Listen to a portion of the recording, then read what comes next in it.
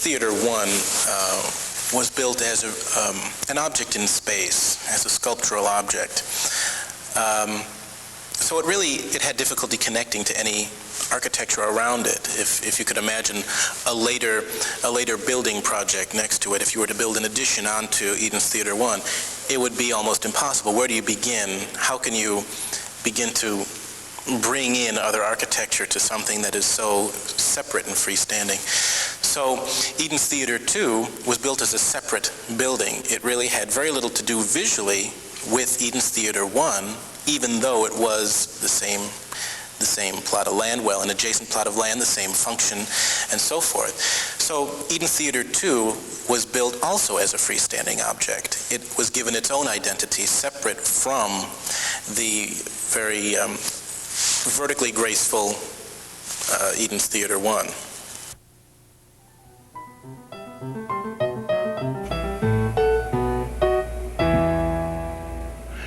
The Edens had some deluxe and unique features.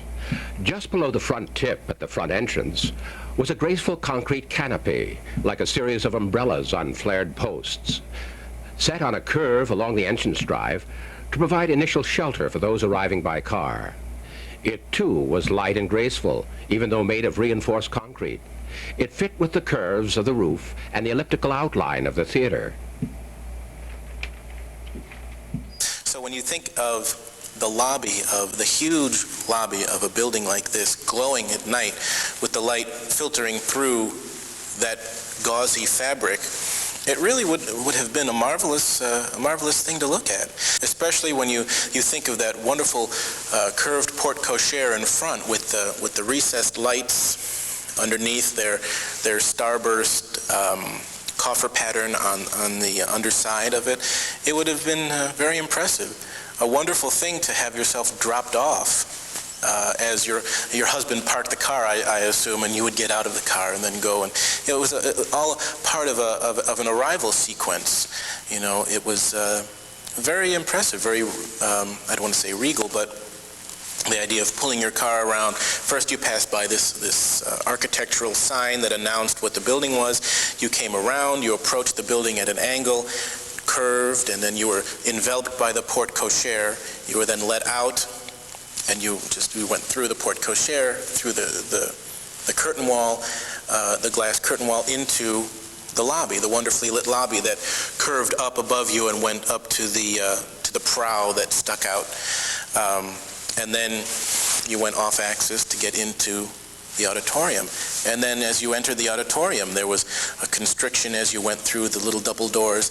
And then the space explodes and you enter this enormous undulating room with the ceiling that comes down and then swoops back up with all of these gold curtains that then line the walls and the teak wood that's lining behind you and in the balcony walls and so forth. It must have been an incredible feeling to arrive at this theater. The whole ceremony is there. The ceremony that was just as big a part of the pre-war movie palaces was in this theater. The interior was designed by Perkins & Will's Interior Division. The firm was so large that they had a separate division doing their interiors as opposed to their exteriors.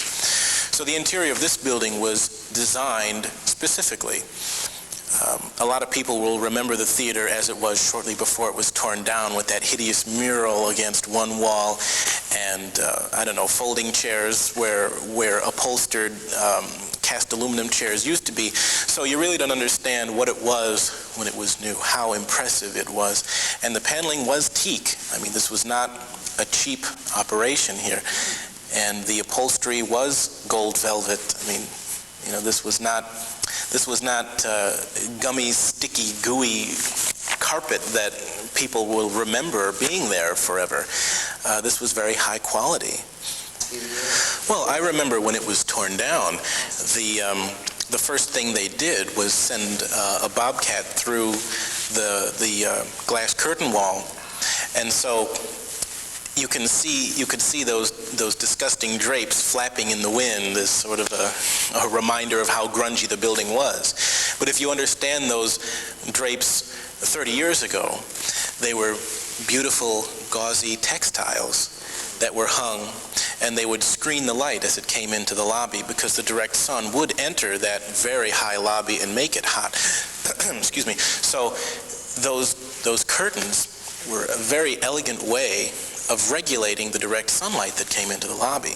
And when they were new, they were beautiful because they would allow a delicate grid pattern of shadows to be cast on the carpeting and on the furnishings and so forth inside.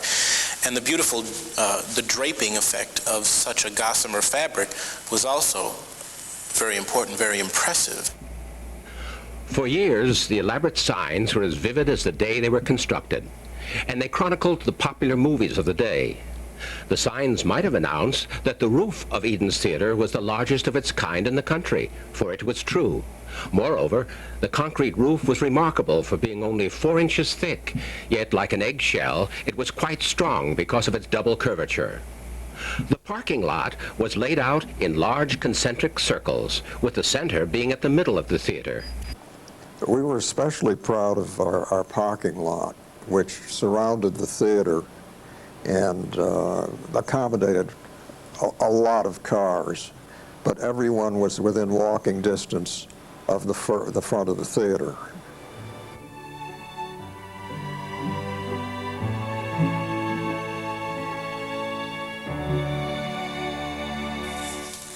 Now, a hyperbolic paraboloid, I've been referred to as the mentor of hyperbolic paraboloids. That's not quite true, but a hyperbolic paraboloid can be generated from a flat surface. Now this is meant to be a flat surface, and that was about as good as I could do. But if you were to break this in the center, you could break it this way, or you could break it that way. The lines will remain straight because they are elastic. There will be no curved lines. This line, this is a little bit off right here, but we will bend this down around the corner here, and I will hold it up, and you will be able to see the curve. If the intersection of a line, a constant elevation line, with the surface around us is a hyperbola. Now, a hyperbola is a conic section. If you had a cone and you went down through the axis, you would get a conic section. The parabolic part of the hyperbolic paraboloid is this part right in here. That describes a parabola, and a parabola is a curve whose distance from a point to a line back here is a constant all the way along. And it is a natural form that any sort of a chain would take in holding up a structure. For example, a suspension bridge is always, the curve is a parabola. And they can vary the stress in the cable by making the parabola steeper, or if they have to, making it this way. The stress increases as you flatten it out.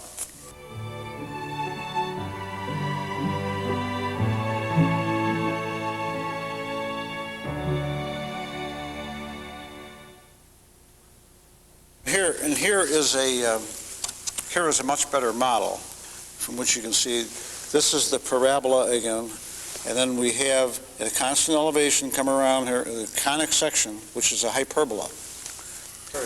Let me add one comment about a hyperbolic parabola. This theater had 1,309 seats. It was a big theater.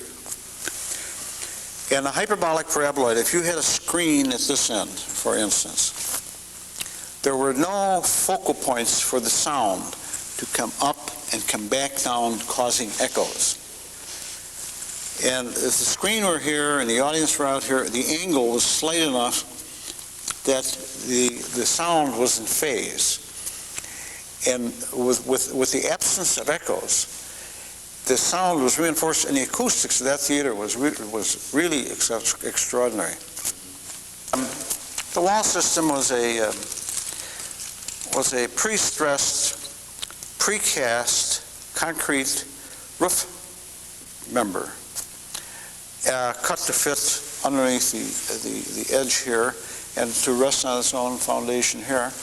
And because of the height of this, of these points, I forget how high they were, but they were at least 35 feet high, I presume, or higher than that, that an ordinary brick wall would have to be horrendously massive because there were no intermediate floors or supports or that type of thing. So the roof slabs worked very well because they were strong in flexure and supplied all the strength we needed. Inside of the theater, you actually saw the bottom of the roof slab, which was painted. There was no ceilings or anything else inside the theater. The balcony was step up in the back. And the projection booths were on the bottom of the balcony, or the top? Very top. Very top, okay. And everything worked. It was, and the owner was really pleased with when he first moved in there.